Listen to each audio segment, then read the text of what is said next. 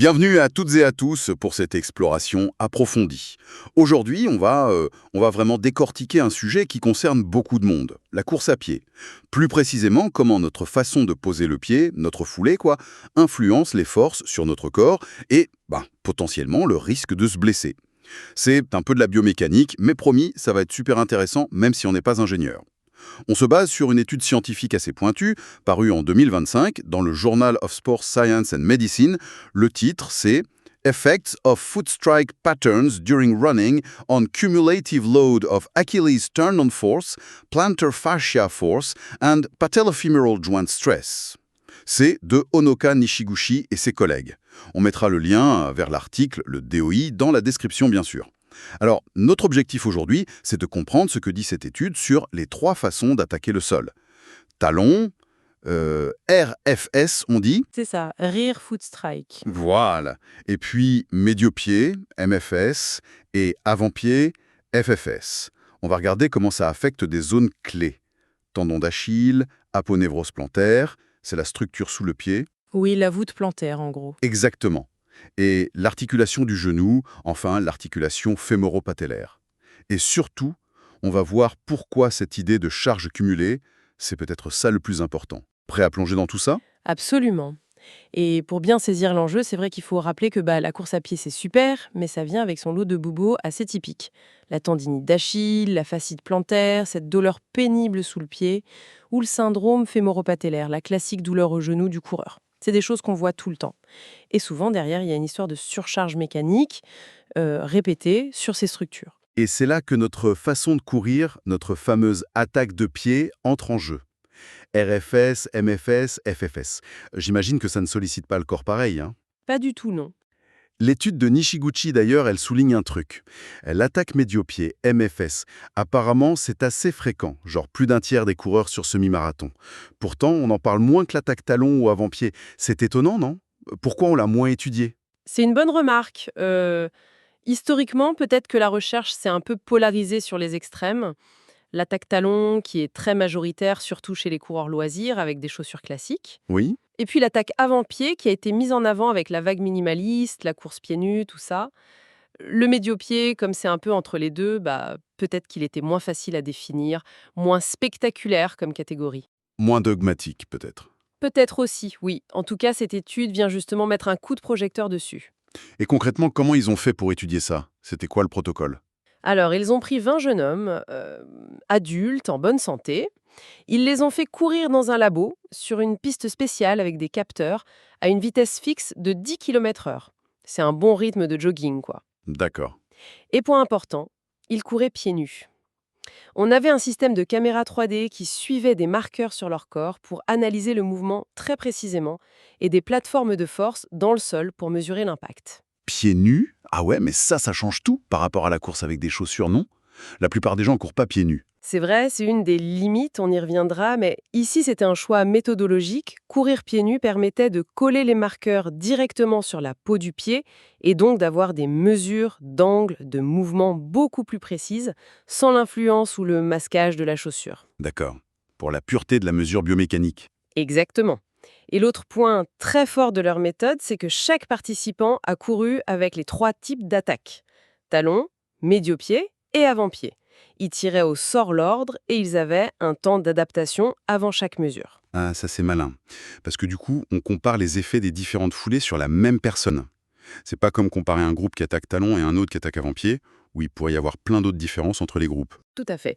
Ça renforce beaucoup la validité des résultats. On est plus sûr que les différences qu'on observe sont bien dues au type d'attaque et pas autre chose propre aux individus. Super clair. Donc ils ont ces données de mouvement, de force. Qu'est-ce qu'ils calculent avec ça? C'est quoi les indicateurs clés? Ils ont regardé 3 choses principales. La force dans le tendon d'Achille, qu'on appelle ATF, la force dans l'aponévreuse plantaire, PFF, et la contrainte, c'est comme une pression sur l'articulation fémoro-patellaire au niveau du genou, la PFJS. Mais, et c'est là que l'étude apporte vraiment quelque chose, ils n'ont pas seulement mesuré les pics de force, le maximum atteint à chaque pas. Ils ont aussi calculé ce qu'ils appellent la charge cumulée via une mesure nommée impulsion par mile. L'impulsion par mile. Expliquez-nous un peu ce que c'est. En gros, ça prend en compte l'intensité de la force, mais aussi pendant combien de temps elle s'applique à chaque pas et combien de pas on fait sur une distance donnée. Ici, un mile, soit environ 1,6 km. C'est une mesure qui intègre la répétition de la charge. D'accord. C'est pas juste le coup le plus fort, mais l'accumulation de tous les petits coups sur une certaine distance. Une vision plus globale du stress, quoi. Alors pour le tendon d'Achille et la plante du pied, ça donne quoi? Quelle attaque les fait le plus travailler? Là, les résultats sont vraiment nets. Que ce soit les pics de force ou encore plus nettement la charge cumulée, c'est l'attaque avant-pied FFS qui génère les charges les plus importantes. Ah oui, Oui. Et à l'inverse, c'est l'attaque talon RFS qui donne les charges les plus faibles pour ces deux structures. L'attaque médio-pied MFS, elle, se trouve toujours entre les deux. Donc on a un ordre clair. FFS charge le plus, puis MFS, puis RFS charge le moins le tendon d'Achille et la ponévrose. waouh. Donc courir sur l'avant du pied, ça met vraiment la pression sur le tendon d'Achille et la voûte plantaire. Ça colle pas mal avec ce qu'on entend, les coureurs qui passent à l'avant-pied et qui se chopent des tendinites ou des douleurs sous le pied. Tout à fait. L'étude explique pourquoi ça se passe comme ça. C'est quoi le mécanisme? Oui, c'est purement biomécanique. Quand on atterrit sur l'avant-pied, le point où la force du sol s'applique est plus loin de l'axe de la cheville. Ça crée ce qu'on appelle un plus grand bras de levier pour la force qui veut faire remonter la pointe du pied. Pour contrôler ça et amortir, les muscles du mollet, le triceps sural, doivent se contracter beaucoup plus fort, surtout en excentrique, c'est-à-dire en résistant à l'étirement. Le bras de levier, c'est un peu comme si on essayait de fermer une porte en poussant tout près de la poignée, comparé à pousser près des gonds. Il faut beaucoup plus de force musculaire près de la poignée, c'est ça. C'est une excellente image. C'est exactement ça. Et comme le tendon d'Achille, c'est lui qui transmet la force des muscles du mollet à l'os du talon, plus de force musculaire veut dire plus de tension dans le tendon. C'est logique. Ok, Et pour la ponévrose plantaire, c'est un mécanisme similaire, un peu plus complexe car elle soutient l'arche du pied, mais l'idée est la même. L'attaque avant-pied augmente le moment de force, la charge qu'elle doit encaisser. d'accord. Et c'est très clair pour le pied et la cheville. Avant-pied égale grosse charge, talon égale petite charge, médio-pied égale entre les deux. Mais alors, quid du genou? Est-ce que cette force qui est économisée au niveau de la cheville avec l'attaque talon, elle se reporte ailleurs? Le genou, lui, il dit quoi? Ah, et c'est là que ça devient vraiment, vraiment intéressant. Pour la contrainte sur l'articulation fémoro-patellaire, donc entre la rotule et le fémur, le schéma est complètement inversé. Ah bon? Oui, les charges les plus élevées, que ce soit les pics ou la charge cumulée, on les trouve avec l'attaque talon, RFS, et l'attaque médio-pied, MFS. D'ailleurs, entre RFS et MFS, il n'y a pas de différence significative pour le genou dans cette étude. Ok. Par contre, la charge sur cette articulation du genou est nettement plus basse avec l'attaque avant-pied, FFS. Donc, pour le genou, l'ordre c'est RFS et MFS chargent le plus et FFS charge le moins. Attendez, ça va à l'encontre de beaucoup d'idées reçues, non? On dit souvent que l'attaque talon, c'est mauvais pour les genoux, que ça tape fort, et là, l'étude montre que pour l'articulation de la rotule, spécifiquement, c'est l'avant-pied qui serait le moins stressant. Comment c'est possible? L'explication qu'il propose est liée à la façon dont le choc est absorbé. Quand on attaque avec le talon, RFS, ou le médio-pied, MFS, la cheville est souvent un peu plus rigide au moment de l'impact, ou en tout cas elle participe moins à l'amorti initiale. Du coup, c'est le genou qui va devoir faire le gros du travail d'amortissement en fléchissant davantage pendant la phase d'appui. D'accord. Et qui contrôle cette flexion du genou? C'est principalement le quadriceps, le gros muscle devant la cuisse. Donc si le genou doit plus fléchir sous charge, le quadriceps doit travailler plus fort. Logique. Et comme la rotule est intégrée dans le tendon du quadriceps, elle sert de poulie. Si le quadriceps tire plus fort, eh bien la rotule est plaquée plus fortement contre le fémur. C'est cette pression, cette contrainte fémoro-patellaire, PFJS, qui augmente en RFS et MFS. Ah, je vois. Donc en m'épequant par l'avant-pied, FFS, on utilise plus l'amortisseur cheville-mollet et ça soulage le genou de cette tâche d'absorption. C'est exactement ça l'idée. L'énergie de l'impact est gérée différemment. En FFS, une plus grande partie est absorbée par le travail des muscles du mollet et l'élasticité du tendon d'Achille et de la ponévrose. Le genou a moins besoin de fléchir, le quadriceps force moins, et donc la pression sur la rotule diminue. C'est un transfert de charge entre les articulations en fait. Fascinant, ce compromis. On ne peut pas tout minimiser en même temps, visiblement. Mais revenons sur cette charge cumulée, l'impulsion par mile.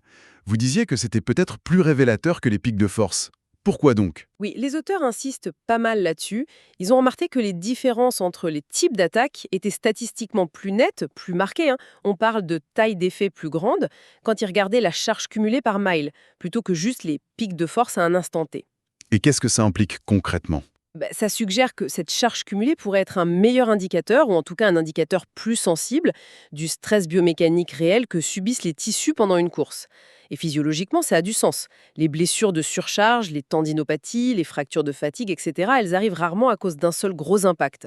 C'est plutôt l'accumulation de milliers de petites charges répétées, foulée après foulée. Hmm. Donc, se focaliser juste sur le pic de force d'un seul pas, ça pourrait un peu masquer l'effet de cette répétition fatigante pour les tissus. C'est une nuance super importante, ça.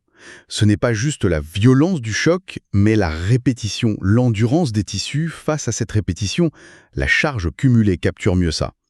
Alors, pratiquement, qu'est-ce qu'on fait de tout ça? Pour le coureur qui nous écoute, ça veut dire qu'il faut changer sa foulée? Alors attention, l'étude ne dit pas qu'il y a une bonne ou une mauvaise foulée dans l'absolu. Elle met surtout en lumière ce fameux compromis. Si on veut moins de stress sur le genou, l'articulation fémoro-patellaire, l'attaque avant-pied FFS semble intéressante. Mais le revers de la médaille, c'est que ça va charger plus le tendon d'Achille et l'aponévrose plantaire.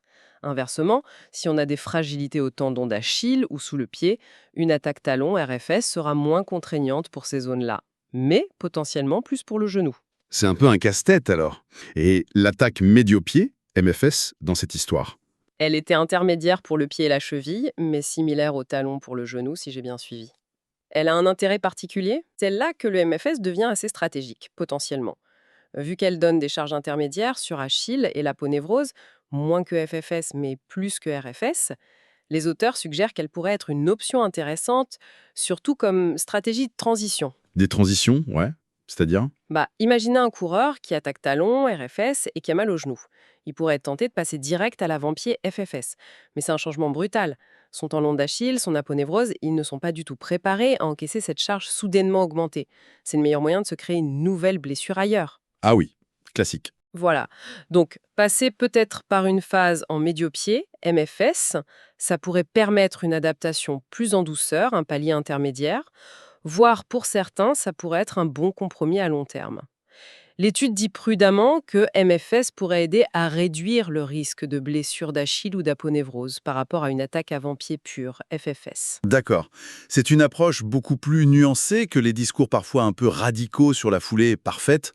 Mais, comme toute étude, celle-ci a des limites, j'imagine. Il faut être prudent avant de généraliser. Absolument, et c'est important de le souligner. Les auteurs le font d'ailleurs. D'abord, l'échantillon. C'était des hommes jeunes en bonne santé. Est-ce que ce serait pareil chez des femmes qui ont une biomécanique un peu différente, ou chez des coureurs plus âgés, ou des gens qui ont déjà eu des blessures? On ne sait pas. Mhm. Ensuite, la condition élite. Ils couraient pieds nus, en labo. La grande majorité des gens courent avec des chaussures. Et les chaussures, avec leur amorti, leur drop, leur rigidité, ça change forcément la donne. Ça modifie comment le pied interagit avec le sol et comment les forces se répartissent. On ne peut pas juste transposer tel quel. Donc les tendances générales sont peut-être là, mais les chiffres exacts pourraient changer avec des chaussures. C'est ça. Et enfin, même si les catégories RFS, MFS, FFS étaient globalement bien définies, il y a toujours une variabilité. Certains participants avaient peut-être un angle d'attaque un peu à la frontière entre deux catégories. Ces petites zones de flou peuvent exister. Compris, donc comme toujours en science, prudence et contexte. C'est une pièce importante du puzzle, mais pas la réponse universelle. Si on devait résumer les points vraiment clés à retenir de cette analyse, Je dirais 3 choses. Premièrement, oui, la façon d'attaquer le sol change vraiment comment les charges se répartissent entre le genou et le couple pied-cheville. Il y a ce compromis, soulager l'un peut surcharger l'autre. Deuxièmement, cette idée de charge cumulée sur une distance, l'impulsion par mille, semble vraiment plus pertinente, ou du moins le plus sensible, que le simple pic de force pour comprendre le stress mécanique lié aux blessures de répétition en course. Ça nous invite à voir plus loin que juste l'impact initial. Et troisièmement, l'attaque médio-pied, MFS, qu'on oublie souvent, elle a un profil intéressant. intermédiaire pour le pied-cheville, elle pourrait être une carte à jouer dans les stratégies de modification de foulée, pour une transition plus douce par exemple. Excellent résumé, très clair. Ça ouvre pas mal de pistes de réflexion.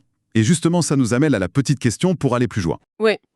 Si cette charge cumulée est effectivement un meilleur reflet du stress biomécanique global et peut-être du risque de blessure, comment ça pourrait influencer les conseils qu'on donne aux coureurs?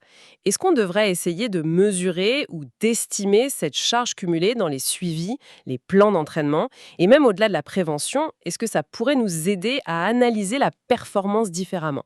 Pas juste l'économie de course, mais aussi la durabilité biomécanique. Quelle foulée permet non seulement d'aller vite, mais de tenir la distance, longtemps, sans se casser. Vaste question. Une perspective vraiment passionnante qui montre qu'on a encore beaucoup à apprendre.